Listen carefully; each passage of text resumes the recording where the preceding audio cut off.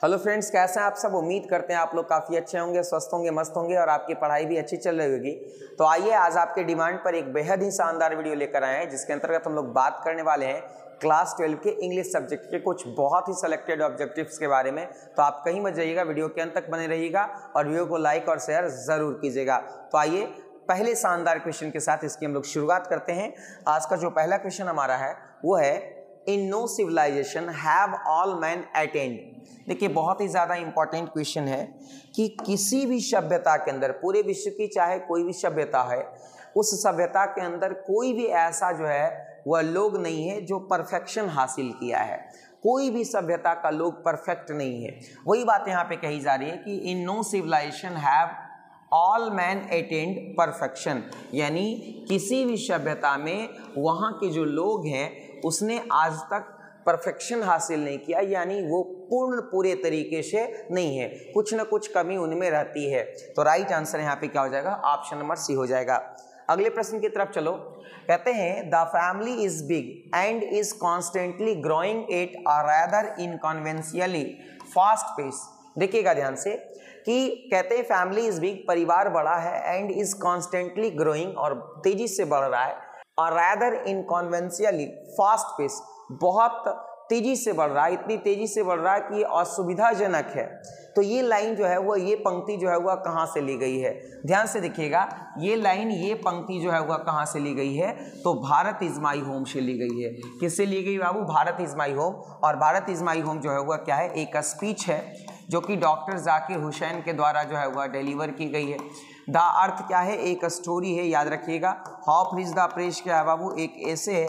और I have a dream भी क्या है, एक स्पीच है। इस तरह से आप इसको याद रखिएगा। चलते हैं अगले प्रश्न की तरफ। हमारा अगला क्वेश्चन है Manohar Malgonkar's story is full of wit and. Manohar Malvankar की जो कहानी होती है वो भरी होती है, विट मतलब बुद्धि से, चातुर्य से, एंड एडवेंचर और अवसरवादिता से। यानी मनोहर मालवंकर की जो कहानियां होती हैं वो विट और एडवेंचर से भरी पड़ी होती हैं। तो राइट आंसर यहाँ पे क्या हो जाएगा बाबू, ऑप्शन नंबर सी। यहाँ पे सारा वर्ड का खेल है, अगर आप वर्ड को समझ गए तो बहुत ज़्यादा आसानी से आपका सारा क्वेश्चन सॉल्व होने वाला है, कोई डाउट नहीं होने वाला है। आगे चलिएगा अगले प्रश्न की तरफ। I have a dream is a part of. I have a dream क्या है, किसका हिस्सा है, तो आई हैव ए ड्रीम एक स्पीच का हिस्सा है। किसका हिस्सा है बाबू, स्पीच का हिस्सा है। और इसको जो है वह डिलीवर किसने किया, मार्टिन लूथर किंग जूनियर ने। याद रखिएगा, ये भी बहुत इंपॉर्टेंट है। आगे चलते हैं। कहते हैं the two kinds of ideas which contributed most to the mankind are knowledge and technique end. कहते हैं कि दो प्रकार का जो है वह आइडिया है जिसने मनुष्य को बहुत ज़्यादा मदद किया, जिसमें पहला है नॉलेज एंड टेक्निक और दूसरा है क्या, मोरल एंड पॉलिटिक्स। पहला क्या है, नॉलेज एंड टेक्निक, और दूसरा क्या बाबू, मॉरल एंड पॉलिटिक्स। ये दो इस तरह का आइडिया है, ये दो आइडिया ने जो है वह इंसान को विकसित होने में, डेवलप होने में सबसे ज़्यादा मदद किया। पहला कौन है बाबू, नॉलेज एंड टेक्निक, और दूसरा कौन है, मॉरल एंड पॉलिटिक्स। क्लियर है। आगे चलते हैं अगले प्रश्न की तरफ। Fancy a lad spending his time playing around like that with gods is a line. Fancy a lad spending his time playing around like that with gods, ये लाइन किस चैप्टर का है। जैसे ही गॉड्स आ गया तो हम समझ जाएंगे कि ये लाइन जो है वह द आर्टिस्ट का है। ठीक है ना, किसका है, द आर्टिस्ट का। और ये जो स्टेटमेंट रहता है वो फादर के फ्रेंड का रहता है, यानी फादर्स फ्रेंड, यानी सेवई के जो पिता के दोस्त होते हैं उनका रहता है। क्लियर है। आगे चलते हैं अगले प्रश्न की तरफ। In traditional society a women is known as the mother of her first born child but the best regarded it as. देखिए यहाँ पे कि कहा जाता है कि जो ट्रेडिशनल सोसाइटी होती हैं वहाँ पे महिलाओं को उनके बच्चों के नाम से जाना जाता है, उनके जो पहले बच्चे होते हैं उनके नाम से जाना जाता है, फलाने की माँ, चिलाने की माँ। लेकिन पश्चिमी सभ्यता जो है वह इसको बिल्कुल बेतुका मानता है, बेकार मानता है। यानी यहाँ पे क्या हो जाएगा, आउट्रिगवस। आउट्रिगवस का मतलब क्या होता है बाबू, कि पश्चिमी सभ्यता इसको बेतुका, एकदम तुच्छ, बेकार मानती है। राइट आंसर क्या हो जाएगा, ऑप्शन नंबर सी। एकदम शब्द को याद रखिएगा, आउट्रिगवस एकदम निश्चित रूप से बहुत ज़्यादा इंपॉर्टेंट है। The state is the the state यानी राज्य जो है वह क्या है, सरकार जो है वह क्या है, सर्वेंट ऑफ द पीपल। सरकार जो है वह क्या है बाबू, सर्वेंट ऑफ द पीपल, यानी राइट आंसर क्या हो जाएगा, ऑप्शन नंबर बी हो जाएगा। अगले प्रश्न की तरफ चलते हैं। वेंजई लेफ्ट द स्कूल 8, बेंजे ने जो है वह कितने वर्ष की उम्र में स्कूल छोड़ा, तो बेंजे ने जो है वह 14 वर्ष की उम्र में स्कूल छोड़ा, यानी राइट आंसर हो जाएगा ऑप्शन नंबर सी 14। अगले प्रश्न की तरफ चलो। बक विजिटेड इंडिया, यहाँ पे पर्ल एस बक की बात हम लोग कर लें।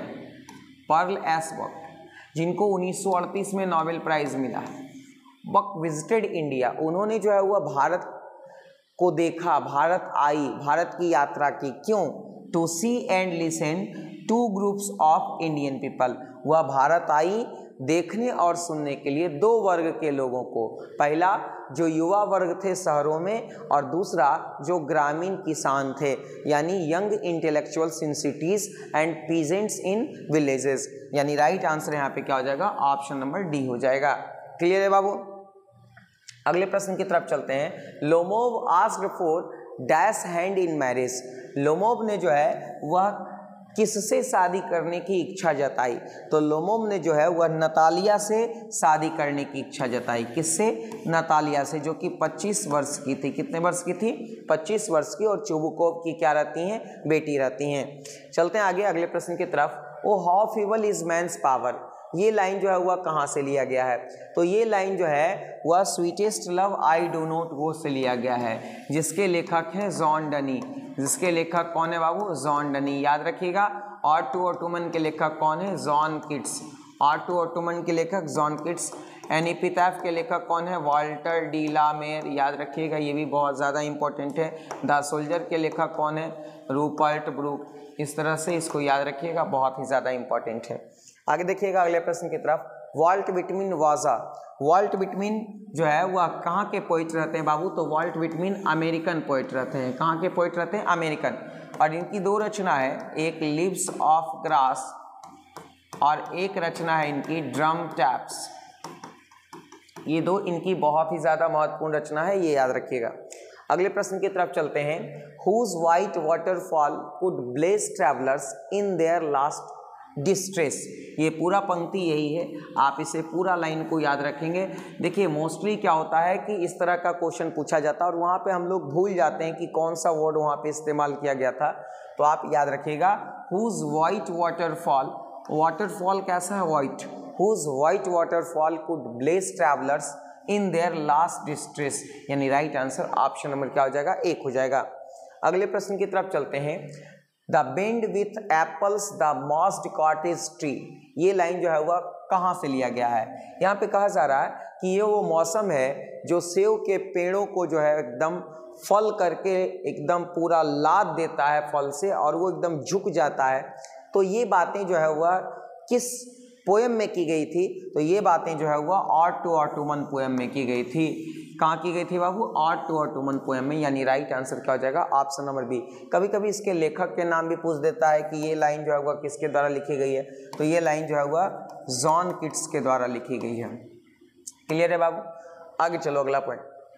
And when I crumble who will remember this lady of the best country, यहाँ क्रम्बल का मतलब होता है डाई, मरना।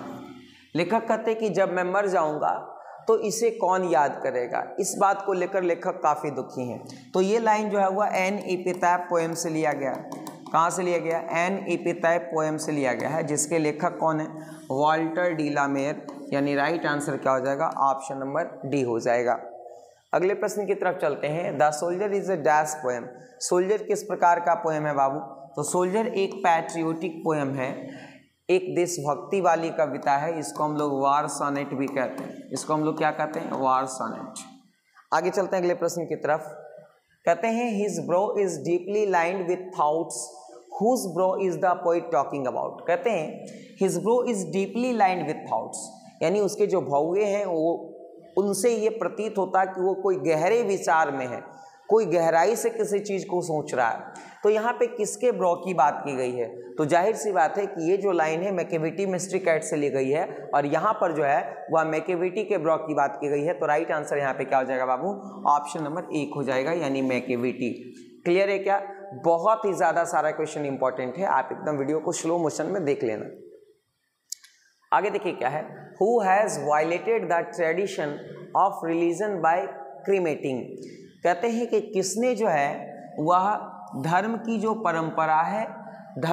परंपरा है उसका उल्लंघन किया बाय क्रीमेटिंग, मतलब अग्निशमन करके, मतलब किसी को जला करके किसने जो है वह धर्म की परंपरा का उल्लंघन किया। तो ये बातें जो है वह फायरहाइम पोएम से है, और फायरहाइम पोएम में जो है इसके जो लेखक हैं केकियन दारूवाला, वो क्या करते हैं कि अपने फर्स्ट बोर्न को जो है वह आग के हवाले करते हैं, क्योंकि टावर ऑफ साइलेंस बहुत ज़्यादा दूर होता है। तो यहाँ पे राइट आंसर क्या हो जाएगा, ऑप्शन नंबर सी, केकियन दारूवाला। और उन्होंने जो है वह ऐसा पाप किया कि वो जो है वह अग्नि को क्या बना दिया, पापी बना दिया। क्योंकि मोस्टली क्या है कि ये जो है केकियन दारूवाला जो जोरास्ट्रियन रिलीजन से बिलोंग करते हैं, ये अग्नि पूजक समुदाय के लोग होते हैं, ये आग की क्या करते हैं, पूजा करते हैं। Who is the speaker of the poem snake. Snake poem के जो स्पीकर हैं वो कौन है, तो स्नेक पोएम के स्पीकर D.H. लॉरेंस है। कौन है बाबू, D.H. लॉरेंस। और ये कहाँ से बिलोंग करते हैं, इंग्लैंड से। ये तमाम चीज़ें हम लोगों को याद रखनी है, बहुत ही ज़्यादा इंपॉर्टेंट है। आगे देखिएगा, अगला क्वेश्चन है, Summer in Kolkata is a collection of poem by. Summer in Kolkata जो है वह किनकी जो है वह काव्य संग्रह है, तो समर इन कोलकाता जो है वह कमला दास जी की रचना है। किनकी रचना है, कमला दास जी की, जिन्होंने माई ग्रैंड मदर्स हाउस लिखा है, जिन्होंने माई ग्रैंड मदर्स हाउस लिखने का काम किया, माई ग्रैंड मदर्स हाउस लिखने का काम किया किसने, कमला दास जी ने। आगे चलिएगा अगले प्रश्न की तरफ। क्वेश्चन है, Charles Dickens was a novelist of the. Charles Dickens जो है वह किस टाइम के नॉवेलिस्ट हैं, तो ये 19th सेंचुरी के नॉवेलिस्ट हैं। किस सेंचुरी के, 19वीं शताब्दी के। राइट आंसर क्या हो जाएगा, ऑप्शन नंबर बी हो जाएगा। आगे देखना बाबू क्या है, the Anglo Saxons were dash people. Anglo Saxons कहाँ के लोग थे, तो ये लोग जर्मनी के थे, जर्मेनिक पीपल, यानी राइट आंसर क्या हो जाएगा, ऑप्शन नंबर बी हो जाएगा। अगले प्रश्न की तरफ चलते हैं। English developed into a single standard queen's English. यहाँ पे राइट आंसर क्या हो जाएगा, ऑप्शन नंबर 1 हो जाएगा। English developed into a single standard queen's English, option number 1। अगले प्रश्न की तरफ चलते हैं। Langland is a well known writer of dash English. William Langland हो गए, चॉफर हो गए, गॉवर हो गए, ये सब जो है वह middle English poet, middle English period के जाने माने पोएट थे, यानी राइट आंसर यहाँ पे क्या हो जाएगा, ऑप्शन नंबर डी हो जाएगा।